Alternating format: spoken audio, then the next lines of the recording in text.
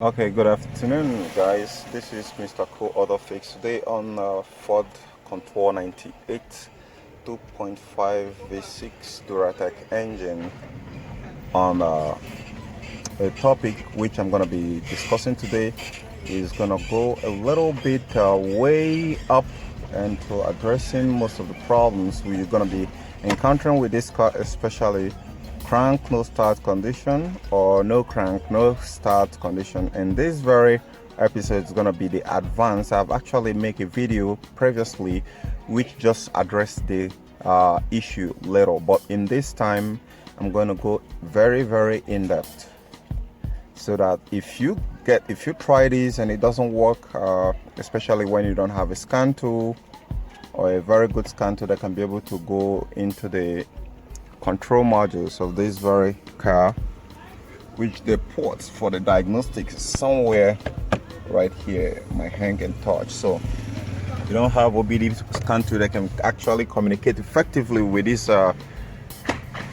great car, then stay tuned to this video, because what I'm going to be sharing with you today is going to help you a lot to get this car running, up and running, no matter the day, the time, the weather. And so all you have to do is to watch this video completely, because I'm going to be hitting the nail on the head straight up about this car no crank no start case, which is in two sections, because I've actually witnessed that a lot of times. And another one which after that two sections I'm going to be showing you is crank no start condition. And whether you're having a scan tool, whether you're not having any scan tool, what to look out for, in as much as you're dealing with 98 model. I'm pretty sure the SVT model is going to be the same thing with this non-SVT model. Okay, so the first thing we're going to be looking out for on the no crank no start issue is you have a red light that's supposed to be flashing. So let me connect the battery head. Okay, now we're back on the game. You see a light that is flashing right here. That is your security. The security that is built on 98 model is seriously intact and a high tech, I must say. And I don't know why they are so security conscious about this very car. Even the radio, this radio is coded. So when you have a no crank no start condition on 98 model 2.5 V6 duratec engine, the first thing you want to check is the chip that is usually inside this key. My own chip, it should be looking like something in a glass form. My own got broken yesterday, and I have to get it into another housing and get it glued to the body. And this is where I actually get it aligned perfectly to give a signal to the receiver that is somewhere inside here, the transponder signal, that's the receiver that is somewhere inside here. Okay, so after getting that, get it fired up. Now let me take you right there so you can follow along and know what I'm talking about. So when you have that issue, you should know what to look out for. Let me put the scale like this first and crank. Okay, you see the light come steady. If the light keeps flashing, that's like and immediately when you turn it on, you should hear your fuel prime itself, your fuel pump should prime itself. So if you put on the key and this light start to flicker, it doesn't come on like 1, 2 like you're seeing it right now. That's the normal counting. But if it start flickering on time, I don't want to distort this very sensor right now, because if I do, there's going to be a problem, because I don't have any spare right now. So this is my one and only for right now. Okay, so if it start flickering very fast, flickering maybe like 1, 2, 3, 4, 5, 6, 7, 8, then possibly what happens there is that this car has gotten into immobilizer mode. And if it goes into immobilized mode, there is nothing that is going to make it to crank or start. Now listen again. When you insert your key into this ignition side, and this very light here you're seeing here, this security light, this immobilizer light started flickering, like it counting 1 2 3 4 5 6 7 8, 1 2 3 4 5 6 7 8, that faster. It is not in seconds, but maybe like count like 3 in a second or 2 in a second. Then this car has automatically entered the immobilizer, gone into immobilizer. So there is nothing you can be able to do right now, I mean right there, that's going to get the car start until that chip is inside here. What happened is that the chip, the transponder that's actually inside this very place here, the receiver that is here with this, that's supposed to be making receiving a pulse signal from this chip transponder that's inside this key here, has actually mistake the key that you inserted here, that is not the key that has been coded with it. So until it realize that that key, that transponder which is supposed to be there, the chip, there is a chip, the glass chip which I'm talking about here, this glass chip right here is beveled. So until this system it aligns with where it's supposed to be somewhere around here. There is a distance, a very good distance between here and here. In many other keys you're supposed to be seeing it somewhere on this top side here. All right, so but in this case this one got broken, so I rebraced it, and it started turning shit ways, and this is the new location where I got it, and that is where it perfectly aligned with that very receiver inside with this transponder. So that is first. But if suppose your chip is very intact and you put on the key, like I'm putting it right now, let me get you there. You put on the key and turn on the ignition, watch the light. You see it just flashed, and hold it steady and go off. So it means you have ruled out that this very transponder that is inside this chip here, and the receiver inside here have agreement. The ECU have recognized that the key that you just put in here is the one that has been coded to it, has been programmed to it. So that's no crank, no start condition number one has been ruled out. And the second one on the no crank, no start on this same model is what I'm going to be showing you. So hang on. Okay, we are here on the engine bay. It should be by the right side if it's American model. If it is British, it should be by the left. So you have this fuse box here. You need to pop up, you need to drag it from the front here, then push it back, and you remove it here. Okay, now when you open this fuse box, forget about what I jumped here. It's all still for good. This is your low fan relay fuse, which is 60 amp. Mine got blown off recently when some previous tech did the bad wiring inside this side here. I just connected, fixed it back some days ago. Now it's working. So now in the second condition of no crank, no start issue, what you want to be targeting, which I said on the previous video, if suppose you didn't watch that video before watching this one, is this very guy right here. That is the only yellow relay on the engine compartment fuse. There is no any two fuse box inside this engine compartment, engine bay. So it's only this one right here.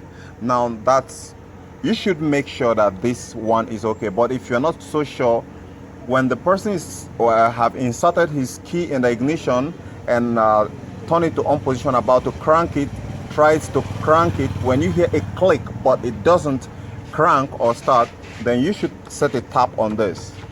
If you set a tap on this and the car cranks, then that give away that this is the problem, you need to get it replaced. Then we're going to be going on the second third condition, which is crank, no start. So in this case, you say that the car is cranking very fine, but it's not starting, and in the worst case scenario, it's not going to bring any spark to the ignition here, the spark plugs, the spark ignition that's here and somewhere down there, and possibly might also bring an injector pulse. You're not going to hear any injector pulse also. So which a lot of you guys are going to be confusing, that's going to be this guy right here, which is the crank position sensor. You can see it right there, which with the yellow wire right there. So I just changed mine off recently when I mistakenly thought that is actually the problem. Now, the very funny side of this third side, which I'm about to show you, is very, very funny because it's gonna give you exactly the same situation of a bad crank position sensor. But in this case here, that is where even if you have a scan tool, you might be probably confused because you're not gonna get any spark, you're not gonna get any injector pulse, and your RPMs reading this one here, the needle is not gonna go up and down. So the worst case scenario, you're gonna be thinking that the crank position sensor is out, but I tell you what, that's actually false. So like I said, you should pay a very good attention because this is going to be a lifesaver for you. So I have had this problem before and I scanned it, and funny enough, I was like going crazy because my scan tool can actually go into different modules of this very car, but it wouldn't pick up any crank position faulty signal. So but I use some kind of information which I found on some other YouTube about measuring the resistance on the crank position sensor, which is a very big lie, that is supposed to be measuring like 3,000 ohms, which at last 3,000 ohms, that's a 3K on your multimeter. That's for a good one, 3K to 3.5. But at last, I did discover that for this very model, and maybe for other Ford models, you don't need to read up to that 6K, 3K, or whatsoever. What you should be expecting on the reading for a very good crank position sensor for Ford of this model, sorry, Mazda 6, Ford Fusion, and some others that uses exactly the same crank position sensor with this car, you should be looking for 300 ohms and above. 300 ohms and above is a very good reading of the crank position sensor for this very car. So forget about whatever they have told you before that is going to be going 3,000 or 2,000. That's bullshit. Okay, so now I couldn't get that. So now to get to know exactly what the problem is, I was so in a haze that I couldn't pay attention. I'm too busy with some other jobs I'm doing in my garage that I can't attend to this car at that very moment. Now I have actually ordered for a brand new crank position sensor while keeping my old one. Now for most of you who don't know what the crank position sensor is, let me bring it on so that you will know what it feels like. Maybe as I'm pointing the camera there, you don't actually know what it looks like. You might confuse it for camshaft position sensor. In a case of a camshaft position sensor, the signals, the symptoms you're going to be getting is a different one. It's going to be a hard start, mostly in the morning, hard start. And I'm going to show you where the camshaft position sensor for this very car model is, so you don't get it misplaced. You don't confuse crankshaft position sensor for camshaft or Hall sensor positions. Hall sensor, so to say. You shouldn't mistake two of them. Okay, right here, this is your camshaft position sensor for 98 model. Then when you look down there, so you can see that the two sensors are pretty much on the same side. So this is the camshaft position sensor here, and your crankshaft position sensor is right down there. Okay, so unfortunately I couldn't go to get you the crankshaft position sensor for this very model and what this looks like, but you can look for most of it on the online. This is a pickup crankshaft position sensor that have just two wires. You can see where I routed the wire here, so it can be very easy for me to check when I have a problem. So back to the third option is, suppose the car cranks but it doesn't start. You have just one fuse to check right here, and that is the 20 amp fuse. You can see right here, this fuse. I want you to check that fuse very well. Most time it could be there, but it's not making the right contact, and when it doesn't make that right contact, you're gonna crank this car and it's not gonna start. It's not gonna bring a spark. It's not gonna bring injector pulse in any way. So I don't know why they did that, but I think maybe for safety features or something of that kind. So on my own side, I kind of maybe believing that this fuse might be responsible for interrupting the signals that are supposed to be coming from the crankshaft position sensor, going back to the ECU, before the ECU would be able to know that there is a crank signal from the flywheel, from the crank side of the crankshaft. So if we disrupt it, then possibly it's going to disable every power that goes to the ignition or creating injector pulse. Okay, now that you know it, I think this is just all you need to know about it. I don't think there is any other further problem.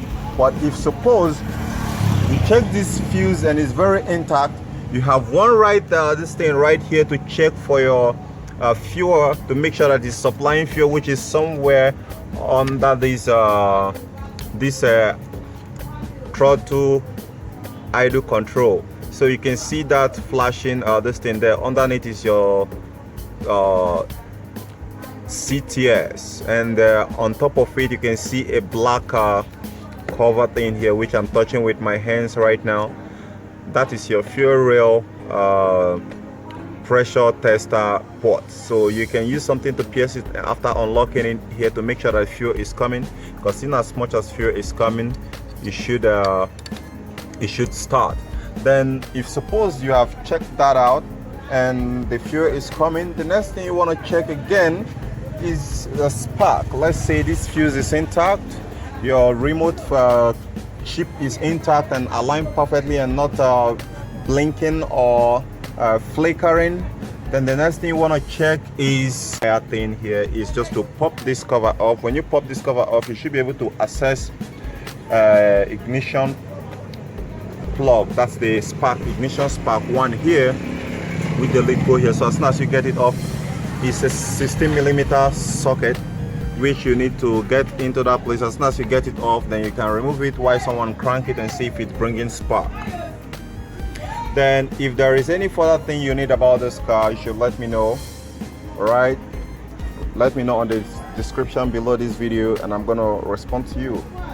Hope this solves your problem. If you solve your problem, give me a thumbs up, share, like, comment, and I'll catch you guys later. This is Mr. Auto Fix on Ford Mondeo Ford Contour 2.5 V6 double overhead duratec engine. Catch you guys later. Bye for now.